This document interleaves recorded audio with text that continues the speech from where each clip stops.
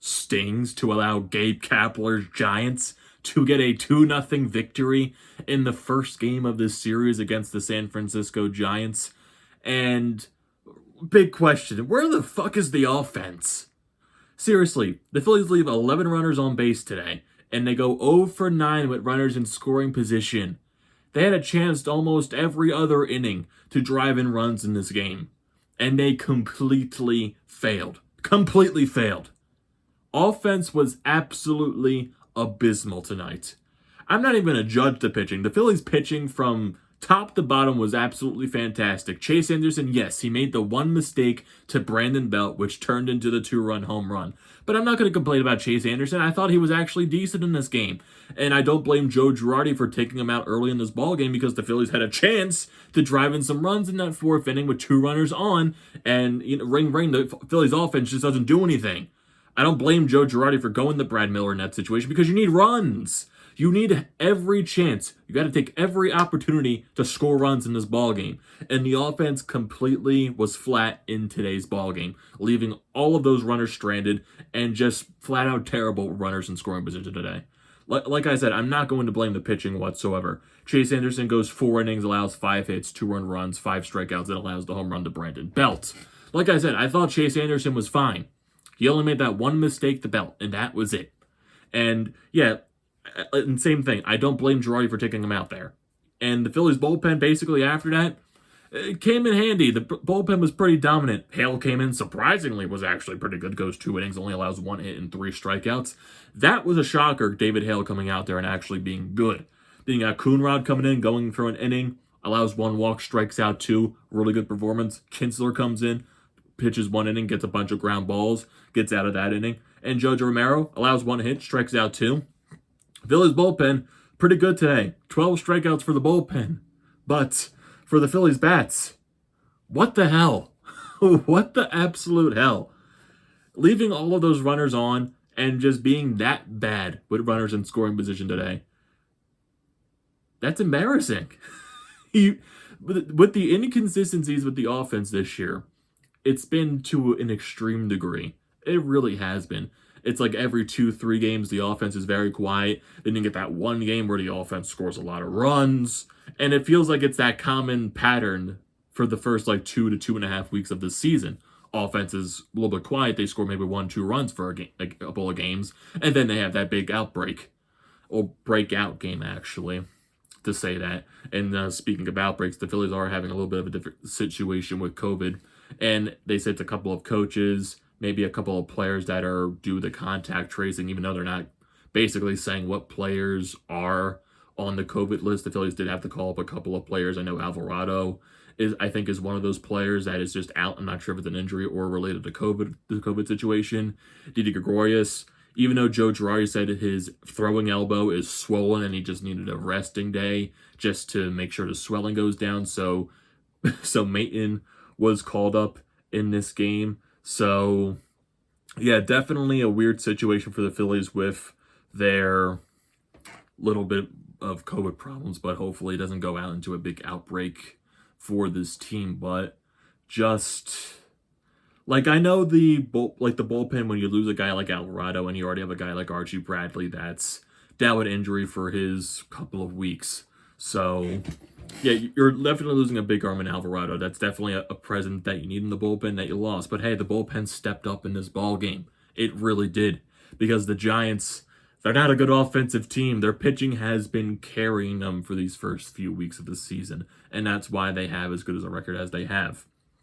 And it's like what I said in yesterday's recap of the Cardinals game. I think the Giants, they're a team that, a typical Gabe Kapler team, they get off to a hot start in the beginning of the season, and then they're eventually going to come back down to earth and be who they actually are. The Giants are not a good team. They are a team that's filled of a bunch of old guys that are on the back end of their careers and a bunch of young unknown commodities that are basically playing baseball right now. So the Giants, they're not that good of a team. So they're doing the basic Gabe Kapler off to a hot start.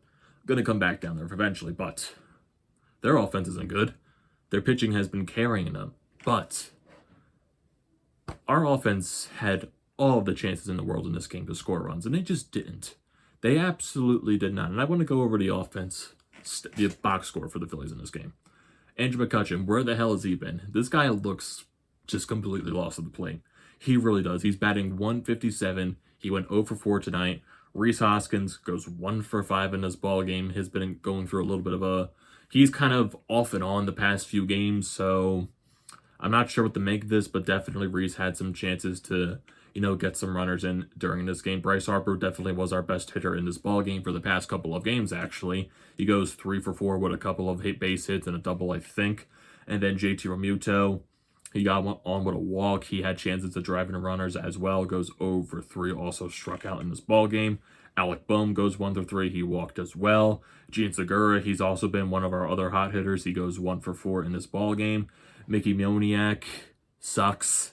He goes 0 for 4. I know I was willing to give Moniak a chance when they were calling up because basically we're just in this situation, and Joe Girardi also explained the situation with Scott Kingery. I know the reason why they're not calling up Odubel Herrera. We just obviously know it. It's not from a talent perspective. It's not because Odubel Herrera would definitely be providing a better production than guys like Moniak, Roman Quinn, and Adam Hazley. Come on. He definitely would be. We all know the other situation, why Odubel's not being called up, and I completely understand why. But with Scott Kingery, they're basically focusing on him. It's not a fielding thing. It's not a defensive thing. They want to get his swing right. And the last time I saw his stats down in the minor leagues, he only has 1 hit, and I think he struck out 12 times. So yeah, I don't see that bat getting any much better. I just don't. So I really just don't see Scott Kingery getting called up at all, because if he was actually hitting, Kingery probably would have been up already, because Moniak can't hit worth a damn. He just cannot. I understand people wanted to give him a chance because of what he did in spring training. He looked like a completely different hitter at the plate. He looked like a completely different person. But he's still Mickey Moniak. He's not that good. He just isn't. He swings at literally every pitch. And he struck out twice in this ball game. He's not that good. The guy is the most undisciplined player I've ever seen. He just swings at literally everything. He does. Oh, he actually made some contact with the ball, got a ground out, got a fly out. But the dude literally swings and misses at every pitch. And the more he swings and misses, the more those pitchers are going to throw in those spots where he's going to swing and miss. So he's got to learn to be more disciplined at the plate to where a pitcher can actually give him something to hit. But, he's not putting the pitchers in those positions because he's literally swinging at every pitch known to man. So, yeah, Mickey Moniak, not a fan of him. Definitely not. Then you get Nick Maton. Nick Maton got a hit before Mickey Moniak this season. And he was called up because of the whole situation with the Phillies COVID stuff, and also with Didi Gregorius being out, because Ronald Torres is also, I think, another one of those guys that might be on the COVID protection list. So up comes Nick Maton. And honestly, I thought he didn't have that bad of a game. He got his first major league hit later in this ball game, a bloop single to left center field. And he was making some decent contact with the ball. I'm not going to lie, he plays a good defense as well. And still, this first major league game, I'm not expecting that much from the kid. I am just not. He's a guy that probably needs way more development down in the minor leagues, but he's in a situation where the Phillies were forced to call him up for this point. So, hey, he got his first hit today, and sadly, he was put in those positions where he had to drive runs in during this ball game, and that was in the 4th inning. But yeah, and then Chase Anderson at the bottom of the lineup, and then with that 4th inning, you got Gene Segura on base, you got Alec Boehm on base for, I think it was a second and third, it was a second and third situation, actually, because that was when Gene Segura hustled the second base for his 200th career double. So there's that situation for him. So I'll say congratulations to Gene Segura. But you got Mickey Moniak striking out. It was the most predictable at bat in the world. Nick Maton, I forget what actually he did during this at bat. Let me go back to that 4th inning. I completely forget what Nick Maton actually, that he struck out in that bat as well. So 2 strikeouts there with 2 runners in scoring position. Then, like I said, I understand why Joe Girardi brought in the pinch hitter, because you need to score runs in that situation. And then Brad Miller grounded out. So no runs scored there. And the Phillies, like I said, they had their chances the rest of the ball game as well. Bottom of the 5th inning, the Phillies had a couple of runners on base for Alec Boehm. Just nothing going on there. Go to the 6th inning. Phillies had a couple of men on base. Nothing going for them as well. Andrew McCutchen grounding out when runners in scoring position. Bottom of the 7th inning. Phillies had a couple of runners on, couldn't do anything at all. And actually, the Phillies did not have a couple of runners on in the seventh inning. I am going crazy. It felt like they had runners on the entire game. Come on, people. It definitely felt like that. They had some runners on in the eighth inning. At Alec Boehm on there, on base. You had Gene Segura driving him over the set, or getting into a forced ground out there. But yeah, the Phillies, like, basically entire summary, the Phillies had their chances to drive in their runs in this ball game. Like, they did. They had all the chances in the world to drive runners in this ball game. All the chances in the world. 11 runners left on base. 0 for 8 with runners in scoring position. Yeah, 0 for 8. I thought it said 0 for 9 for a second, but it's 0 for 8. It felt like 0 for 9, but you gotta score. You gotta score. You gotta drive in runs. And it also sucks when they get the runners on base and it relies on the guys like Mickey Moniak and Nick Maton. Like, I'm not gonna complain about Maton because it's the first Major League ball game. But yes, he does have to come up big in that situation. But like, you're relying on Mickey Moniak to drive in runners. Ugh. That's what also makes me hate Mickey Moniak more, and it's just, because the Giants aren't that good of a team. You saw it this entire game. Their offense is not that good. Like I said, Chase Anderson just made one mistake to Brandon Bell, and it turned into a home run that just barely cleared the wall in right field. And on a funny note, if you people know of Zach Campbell, the guy that like goes crazy around Major League Baseball and catches all the baseballs basically known to man. He was at the game today, and you saw him on that home run replay. The broadcast making fun of him. He was going to chase after the Brandon Belt home run, and he fell on his ass in the first row trying to get it. And I honestly think he didn't even get the ball too. So I felt like that just added more humor to the situation because he tries to go to the first row, completely falls on his ass. I don't think he gets the ball in that situation. And you have both broadcasts from the Phillies and the Giants making fun of him at the same time. So I guess that adds some humor to the game. But like on another humor level, like the Phillies center field position, I think after this game, the Phillies haven't gotten a hit from a center fielder in 13 straight games. Yeah, they have a center field issue. And calling up Mickey Moniak has not been helping.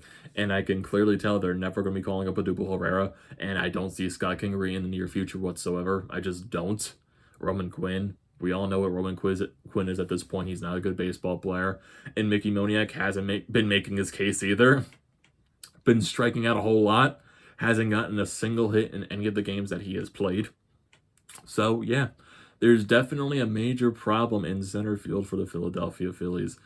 And like I said, I don't see Scott Kingery getting called up anytime soon. And we all know why Odubel Herrera is not getting called up. We know that entire situation.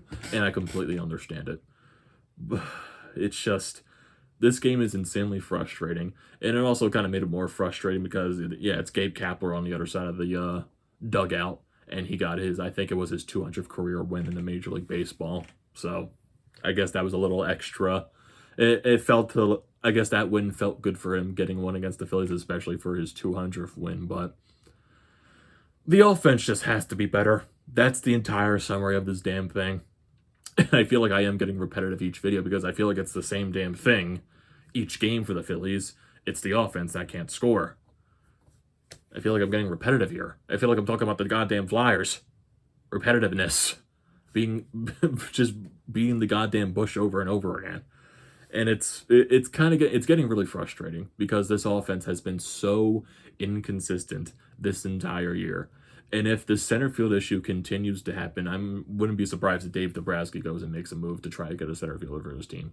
But I understand it's also really early into the season as well, so I'm assuming most teams aren't looking to be trading their pieces or something like that. So I definitely wouldn't be expecting a move in the near future. But like I said, if this center field thing becomes a major issue, who knows? Maybe they do call up Scott Kingery, just get a change of pace or something. But it's becoming a real problem. And not driving in runners in scoring position is also a real problem. But I guess we could say that the Phillies didn't strike out as much in this ballgame. They only struck out 7 times total. But still didn't drive any runners home today. And your best hitter today was Bryce Harper. And even though that should be expected, but you get more production than just Bryce Harper.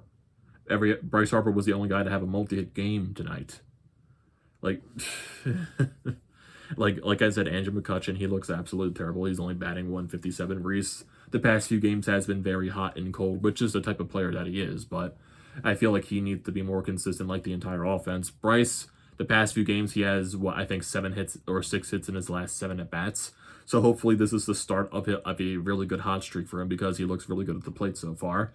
JT has been a little, even though his batting average has been good, I feel this was just an off game for him, but the entire offense just needs to be so much better. It does. The entire offense just needs to be so much better. And I guess that's where I rest my case. There's just like, the pitching was fine. Like I said, the pitching was fine in this ball game. It was. Chase Anderson, like I said, only made the one mistake, the belt. Bullpen was fantastic in this ball game. I'm surprised David Hill was pitching the way he was today. I expected a couple more runs on the board from the Giants if David Hill came into this ball game. But yeah, the bullpen held up their own. But the offense, it's becoming a major problem so far. And they're becoming really inconsistent. And we're seeing so many games where they're scoring little and little runs. And what, this is the same offense from last year that was 5th in runs scored in Major League Baseball last year? I know last year was a shortened season, but come on. The offense is, they got to get more consistent here, boys. You definitely do. I know the Giants pitching, they've been carrying themselves these first 2 weeks of the season, but, you know, we got to pick up the pace. Got to get the offense going. Got to be scoring runs. We got to be driving these runners home when they're in position to score. You can't be going 0 for 8, 0 for 9, 0 for 10 and leaving all these guys on base. You just can't be doing that. You cannot be doing that. So, like I said, rest my case. We got a game tomorrow. Zach Wheeler is on the mound for the Phillies.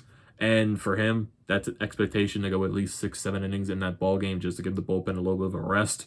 And for God's sake, hopefully the offense scores tomorrow to give Zach Wheeler some help because they definitely didn't give any of the bullpen guys help at all in this ball game. So hopefully there's something that happens tomorrow. We just don't know.